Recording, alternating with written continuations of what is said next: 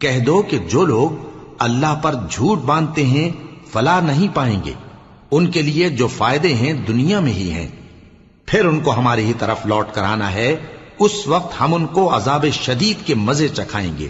کیونکہ وہ کفر کی باتیں کیا کرتے تھے۔ اور ان کو نوح کا قصہ پڑھ کر سنا دو، جب انہوں نے اپنی قوم سے کہا کہ اے قوم، اگر تم کو میرا اپنے درمیان رہنا اور اللہ کی آیتوں سے نصیحت کرنا ناگوار ہو تو میں تو اللہ پر بھروسہ رکھتا ہوں، تم اپنے شریکوں کے ساتھ مل کر ایک کام جو میرے بارے میں کرنا چاہو مقرر کر لو،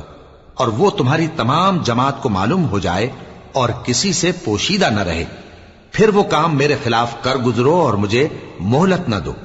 اب اگر تم نے منہ پھیر لیا تو تم جانتے ہو کہ میں نے تم سے کچھ معاوضہ نہیں مانگا، میرا معاوضہ تو اللہ کے ذمے ہے، اور مجھے حکم ہوا ہے کہ میں فرما برداروں میں رہوں۔ پھر ان لوگوں نے ان کی تکذیب کی